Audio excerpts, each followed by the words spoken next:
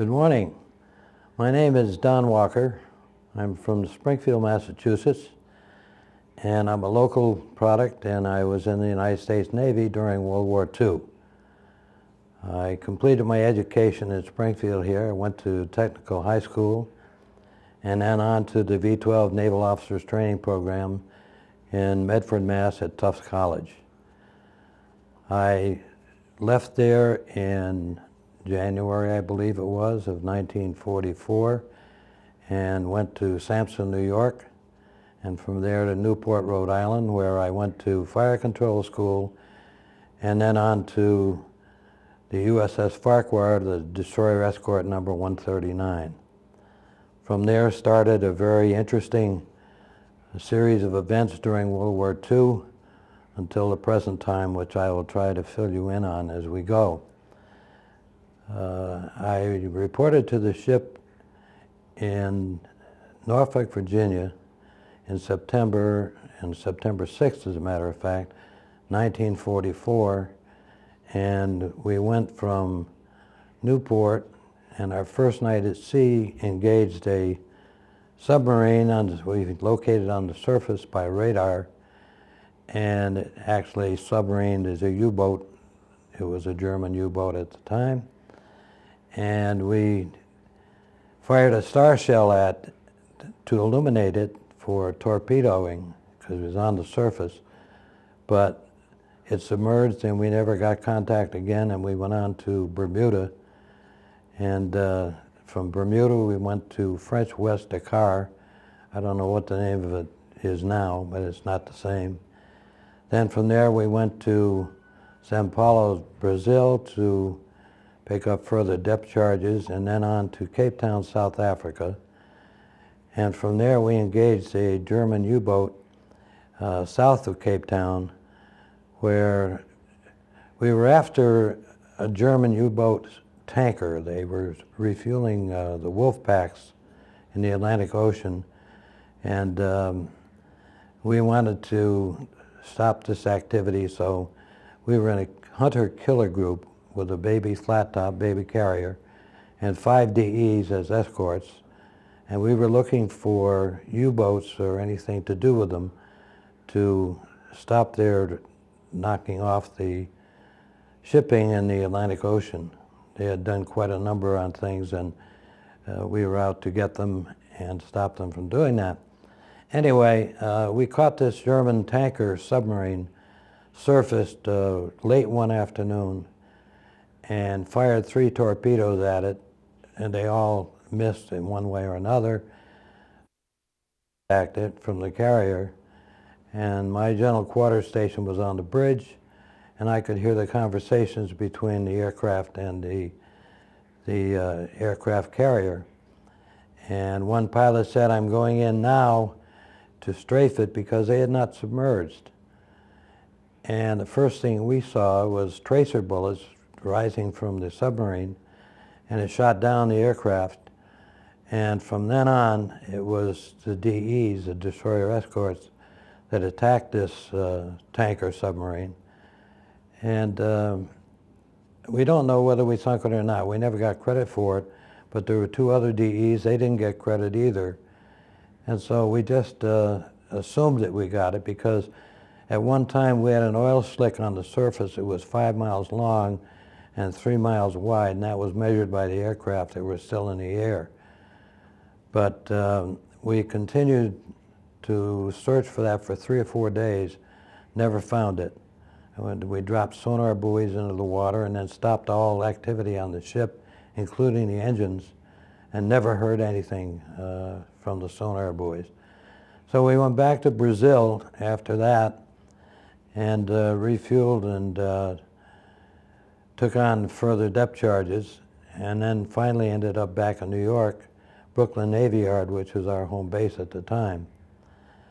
From there, we were outfitted with some refurbished equipment and went down to Bermuda, and finally we ended up escorting President Roosevelt and the 5 cruisers when he went to Yalta for the conference with Winston Churchill and Joseph Stalin from Russia. this was a very important meeting, and we were part of the escort division that helped convoy that group over. When we finished that, we came back to Brooklyn, and then we went down to Guantanamo Bay in Cuba and did some aircraft training with some other ships down there and some further anti-submarine warfare.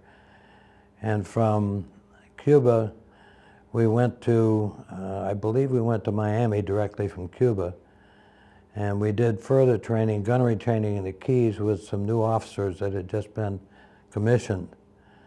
And while we were there, I was standing watch on the quarterdeck one day, and along came two huge trucks onto the dock, and they started unloading boxes, and we couldn't figure out what were in the boxes. And we finally determined that it was cold weather gear. So we were headed for the North Atlantic, but we didn't know exactly where or why. But what had happened is, during the war, the English and the American people had deciphered the German code, and as they went deciphering all these various German messages, they found that the Germans, in their last desperate efforts before the surrender, had decided to send 6 submarines from Norway to harass the East Coast shipping. And of course, the rumor in New York at that time was that they had V-1 bombs that had been hurled at London, England, from Germany and France at the time. And they were going to bomb New York and Washington and some of the East Coast cities. So we were part of the killer groups that were sent north to the North Sea, to the North Atlantic, I should say, to see if we could intercept these 6 submarines, which we did. But I remember more of the weather than I do the actual battles with the submarines, because the weather was horrendous. The storms that hit the North Atlantic, and I remember rolls of our ship at 65, and some people said 85 degrees, which is almost capsized, if not totally capsized, although we were lucky we didn't capsize at all. So anyway, the second night these submarines were supposed to have left Norway, we intercepted them in the North Atlantic. And I remember, as we were at general quarters on the bridge, that one of the ships had tried to ram one of the surface submarines and couldn't do it because of the heavy seas. The waves kept pushing the bow of the ship away from the U-boat. And so they shot at it with the guns but missed it because of the rough seas. It finally submerged, and one of the DEs sunk it with depth charges. As a matter of fact, out of the 6, 4 of the U-boats were sunk in the first 3 days of the effort, and one of our DEs was hit. The DE-136, the USS Davis, sunk in the North Atlantic, and of about 250 men, 33 were saved. A lot died in the water because it was so cold. But the war was still continuing, and this was sometime in February, I believe. And we don't know exactly what happened to the other 2 U-boats at the time, but they did eventually surrender.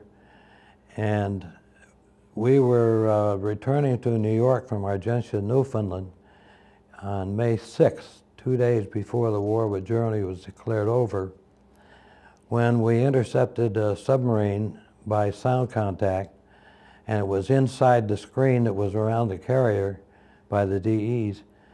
And we depth charged it that morning. It was about 4:30 in the morning. And we sunk that submarine, later got credit for it from Washington, and it was U-883. And I have at home a list of the whole crew. It came about that through one of our torpedo men who, after the war, was in Berlin, and he was in a bar with his wife having a beer before they had dinner, and they were talking to this girl who was sitting there as well, German girl, and they told her of this sinking of the U-boat, and her brother was on the crew, and she went home and got this list of the whole crew, which I have in a scrapbook at home, and other members of our ship have it as well. It's kind of an eerie feeling as you look at all those names that were killed just 2 days before the war with Germany ended. It was a very unusual experience. But anyway, when the war was finished with Germany, we pulled us into Boston Navy Yard, and we went into the Navy Yard, and we were in there about 2 weeks, where they outfitted us with radio direction gear, took our torpedo tubes off and put anti-aircraft gear on, and sent us down to Guantanamo Bay in Cuba again to do some training with our new equipment. And shortly thereafter, we went through the Panama Canal to San Diego, and finally out to Pearl Harbor, and this was in August of 1945. We were in Pearl Harbor when the war with Japan ended, and I remember, as far as I know, the closest to being killed was going back to the ship when I was on the beach when they stopped the movie and told us the war with Japan was over. We were immediately ordered back to the ship, and we were anchored out in Pearl Harbor and went back in an open whaleboat, and the celebration was on with the other ships that were there, and they were throwing everything they could get their hands on overboard, and I was afraid of being hit in the head with a big wrench or something, and I thought sure it was going to happen, but it didn't. And from there, we joined the destroyer Hyman, and we went to the Caroline Islands, just below the equator and north of Australia, to do occupation duty. The Caroline Islands were bypassed by the American forces in the war in the Pacific, and there were several thousand Japanese still on the island that were bypassed and rendered useless because they couldn't fight anyone, they couldn't get off, so they were kind of trapped by being there just by themselves. So anyway, we did occupation duty there for 8 months. I remember clearly going ashore and clearing an old cement runway by a bombed out hangar so we could play softball. And every other day we went over and played softball. In the meantime, we had cleared another area on Ponape, and we made a baseball diamond in the field and taught the young native boys how to play softball. And they had a ball doing this. They learned very quickly, and they became quite good at it in a short period of time. And I understand that they are still playing softball there, and it's become quite a tourist attraction to go to Ponape. I understand their main export is white pepper, which is interesting. Well, in Ponape, a very interesting thing occurred that I didn't realize until about 31 years later. As I had mentioned, these Japanese had been bypassed, and at the end of the war, we were responsible for taking them off the island, putting them on their own ships, and sending them back to Japan to start their civilian lives over again. And we were standing watch on a Japanese transport ship outside the bay where we were anchored, and it was dark, and these Japanese army people were coming aboard and getting ready to go home, and we were making sure they didn't have munitions on them or handguns or something that could cause trouble. And as this one soldier came aboard, he had a Japanese battle flag sticking out of his knapsack, and I pulled it out and looked at it, and I said, gee, that'd be a good souvenir. And so I confiscated it right then and there, and it stayed with me for, as I said, 31 years. And I had asked several people along the way what it meant, because it was a Rising Sun flag with lots of black printing on it, and you couldn't figure out, no one could figure out what it said. So one day, this person from a Japanese insurance company was at our home office and came down to our agency to learn how we merchandise our product and train our agents. and he spoke English very well. So I invited him to dinner at my home, and he came that night, and while we were playing pool, I said to him, Mo, his name was Ichiro Mogi. I said, Mo, maybe you can tell me what's on this flag. I had the flag in a plastic bag up on the floor joist for the first floor, and I brought the flag out, laid it on the pool table, and the tears began to come down his cheeks as he looked at it. And I said, wow, I wonder what I'm into now. And so he told me that what had happened, I had taken a very personal flag from this person, and it was given to him and signed by his friends. They were all proper names. That's why no one could interpret it. And it meant to have him successful in battle, good health, and a safe return home. And in the Japanese culture, this was a very vital thing. And I really disgraced him when I took it from him. So I said to Mo, why don't you take the flag and see if you can find this person, and I'll tell you exactly where I was when I took it, what was happening, and so forth and so on. And he did. He took it back to Tokyo with him. And I never heard from him for about 6 months, and I figured that he just couldn't find him. Well, anyway, I did get a letter finally, and they did find the gentleman. They advertised, they put a picture in the Japanese newspaper that had 6.4 million circulation. And a man from Kobe, Japan, answered the ad and came in the next morning on the bullet train and claimed it, and I have a picture of that. And he was just ecstatic in getting his flag back. So that was quite an experience to go through. And at the same time, there was a doctor aboard this transport this same night that invited the four of us on watch to his stateroom to talk and just to have tea with him. He sent his cabin boy out for the tea, and to be perfectly honest about it, I was afraid to drink the tea for fear it might be poisoned. But it wasn't, obviously, and we had quite a discussion about the United States. He spoke English very well, by the way. He was educated at the University of California in Berkeley, and we had a great conversation. Most of it was about baseball, and a huge argument about a tall building in Tokyo that was taller than the Empire State Building in New York City. He just was not convinced anything was taller than that one building in Tokyo. So that was a very interesting experience. In fact, two of them in one, since they occurred on the same ship. And as I remember, it was a rather strange feeling because half the crew was having a party on the fantail of that ship with sake, and it made us a little uneasy as to where we stood amongst all those Japanese sailors. But it turned out very well. Anyway, after 8 months there, we returned to Pearl Harbor and on to San Diego, back through the canal, and we put the ship in mothballs up the Green Cove Springs in Florida. And from there I was discharged into the Fargo building in Boston, Mass.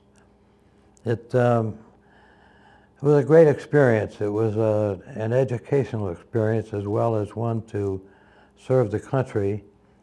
And when I was discharged from the Navy, I went to work at the New England Telephone Company as an installer, using my fire control experience and education as a wiring person. And we did a lot of pre-wiring before we had enough cable work to put in telephones for all the returning servicemen and their families. And after that, I became an insurance executive because I was laid off from the phone company when they didn't get a phone increase.